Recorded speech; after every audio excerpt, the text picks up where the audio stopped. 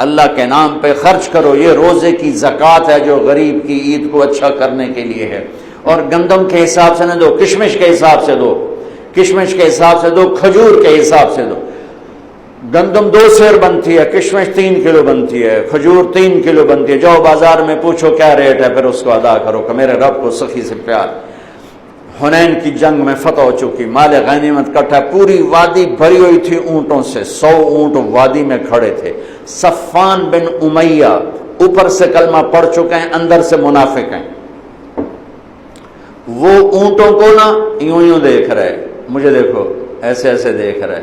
اللہ کے نبی قریب کھڑے تھے، ہر تھوڑے دیر بعد وہ یوں دیکھتے یوں دیکھتے۔ اونٹ تو عرب کی پسندیدہ شے، تو میرے نبی کی نظر پڑ گئی کہ صفان یوں دیکھ رہا ہے، یوں دیکھ۔ آپ نے کہا صفان یہ اونٹوں کی وادی بھری ہوئی تینوں چنگی لگ دی بھائی؟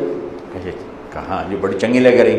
کہ جا سارے تینوں ہدیہ، کہ اشہد انک رسول اللہ، اب گواہی دیتا ہوں آپ سچے رسول ہیں۔ اتنی بڑی سخاوت نبی کر سکتا اور کوئی نہیں کر سکتا۔ پھر اس نے مکے میں آ کے اعلان کیا، لوگو آمنوا بمحمد فإن یؤتی عطاء لا یخشى الفقر، ارے لے آؤ ایمان محمد مصطفیٰ صلی اللہ علیہ وسلم کی رسالت پر کہ ان کی سخاوت سے میں جان گیا ہوں کہ وہ سچے رسول ہیں، اللہ کو سخی سے پیار ہے۔ عبد الرحیم خانہ جا رہے تھے دلی سے آگرے، تو شام کو پڑاؤ ڈالا، یہ جہانگیر کے بھی وزیر تھے، اکبر کے بھی وزیر تھے، تو پڑاؤ ڈالا اور خیمے لگ گئے، نوکر چاکر دربار لگ گیا جنگل میں۔ تو ایک فقیر گزرا، اس نے دیکھا تو کہنے لگا، منعم بکوہ دشت بیاباں غریب نیس، ہر گاہ کے خیمہ زد و بارگاہ صاف۔ یہ مالدار لوگ بھی عجیب ہیں، یہ سفر میں بھی اپنے گھر بنا لیتے ہیں، یہ کسی جگہ بھی پردیسی نہیں ہوتے ہیں، دربار لگا لیتے ہیں۔ خانہ نے فرمایا اس کو 1 لاکھ روپے انعام دے دو۔ اگلے دن اگلے پڑاؤ میں خیمے لگائے، نوکر چاکر بیٹھے، وزیر اعظم جو تھے پھر وہ فقیر گزرا، اس نے پھر شعر پڑھا، منعم بکوہ دشت بیاباں غریب نیس، انہوں نے کہا اس کو 1 لاکھ روپے انعام دے دو۔ تیسرے دن پھر دربار لگا، پھر فقیر گزرا، پھر 1 لاکھ دیا۔ چوتھے دن پھر 1 لاکھ دیا۔ 5ویں دن پھر 1 لاکھ دیا۔ 7ویں دن، 6ٹھے دن پھر 1 لاکھ دیا۔ 7ویں دن پھر 1 لاکھ دیا۔ 8ویں دن وہ آیا نہیں، وہ جا کے میری تو بھی پشتہ نو کافی نلے بادشاہ پتہ نہیں اگلا ہی نہ کھو لوے، تو وہ سخی۔ تو جب شام بیت گئی اور وہ فقیر نہیں گزرا، تو دلی سے آگرے 27 رات میں جانا تھا انہوں نے، 27۔ تو شام کو فرمانے لگے، بھائی بڑا ہی بخیل نکلا، ہم نے تو 27 لاکھ اس کے لیے الگ کر دیے تھے، 27 جگہ پڑاؤ تھا، کہ ہم نے تو 27 لاکھ اس کے لیے الگ کر دیے تھے، وہی بڑا بخیل نکلا۔ اللہ کو ایسے لوگ پسند، سخی پسند ہے، چاہے کافر ہی کیوں نہ ہو۔ کسرا نوشیروان کا پوتا خسرو پرویز، اس کے دربار میں ایک مچھیرا مچھلی لایا، اس کو بڑی پسند ہے، انہوں نے کہا اس کو 4000 دینار دے دیا۔ 4000 دینار تو کئی کروڑ روپیہ بنتا ہے۔ تو اس کی بیوی شیری نے اس کے کان میں کہا، یہ کیا کیا ہے، صرف مچھلی پر اتنے پیسے دے دیے، یہ تو خزانے پر بوجھ ہے، واپس لو۔ کہا میں بادشاہ کیسے واپس لوں؟ وہ کہنے لگے اس کو بلاؤ، اس سے پوچھو یہ مچھلی نر ہے یا مادہ؟ اگر وہ کہا یہ نر ہے تو ہم کہنا ہمیں مادہ چاہیے تھی، مچھلی واپس لو، پیسے دو۔ اگر کہ یہ مادہ ہے تو تم کہنا ہمیں نر چاہیے تھا، مچھلی واپس لو، ہمارے پیسے دو۔ انہوں نے کہا ہاں یہ میں کر سکتا ہوں۔ انہوں کو بلایا، انہوں نے کہا ہاں بھائی یہ مچھلی نر ہے یا مادہ؟ وہ بھی کوئی بڑا سیاںا ہے، اسے کہا حضور یہ ہیجڑا ہے۔ اسے کہا 4000 اور دے دو، 4000 اور دے دو۔ 8000 دینار دا 3 پشتاں دی رقم آئی۔ اس شیریں کو بڑا غصہ چڑھا کہ تو اگلے نال بھی کم خراب ہو گیا۔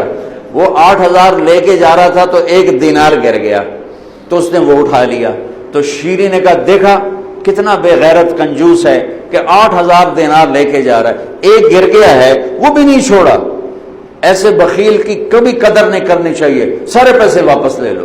اور وہ اپنی شیریں سے بڑا دبتا تھا، انہوں نے کہا پھر بولا آیا بھائی، ارے تجھے اتنی دولت دے دی، 1 دینار گر گیا تھا کیوں اٹھایا؟ کہ حضور اس پہ آپ کا نام لکھا تھا، کسی کا پاؤں پڑ جاتا بے ادبی ہوتی، اسے کہا 4000 اور دے دیں۔ اللہ کو سخی اچھا لگتا ہے چاہے کافر ہی کیوں نہ ہو۔ یہ الگ بات ہے کہ اس کی سخاوت اسے جہنم سے نہیں بچائے گی، لیکن عذاب میں کمی ضرور ہو جائے گی۔ تو تو میرے رب نے سخاوت کو پسند کیا، بخل سے نفرت کی۔ میرے نبی آپ نے فرمایا اللہ الاجود الاجود وانا اجود ولد آدم، سب سے بڑا سخی اللہ ہے اور اللہ کے بعد سب سے بڑا سخی تمہارا حبیب ہے۔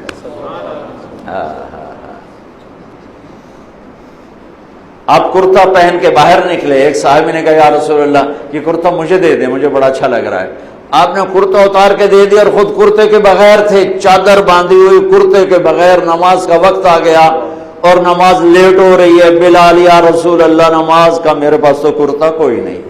اللہ اکبر۔ تو صحابہ نے اس کو ڈانٹا، تجھے شرم نہیں آئی؟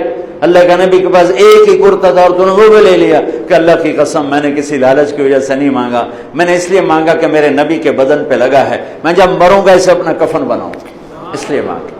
پھر آپ نے پڑوسی انصاری عورت سے چادر منگوائی، چادر اوپر اوڑھ کر، اور آپ نے جا کر نماز پڑھائی۔ یہ میرے نبی کی سخاوت۔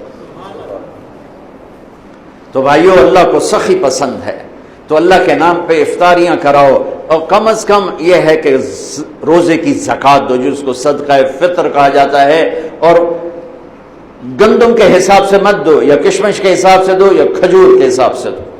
اور ایک تیسری چیز اس میں اعتکاف ہے۔